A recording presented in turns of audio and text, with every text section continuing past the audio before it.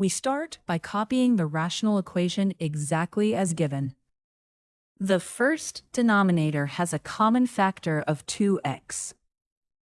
The second denominator has a common factor of 3x. The last denominator is a difference of squares. Before clearing denominators, keep every value that would make an original denominator 0. Now, rewrite the equation using the factored denominators. The least common denominator must include the factor x. Omitting it is a common mistake.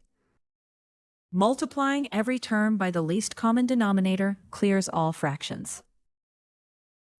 Expand the first product carefully, and then multiply by 3. Expand the second product, remembering it is subtracted in the equation.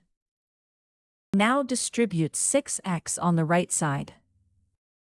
Substitute the expanded forms back into the cleared equation.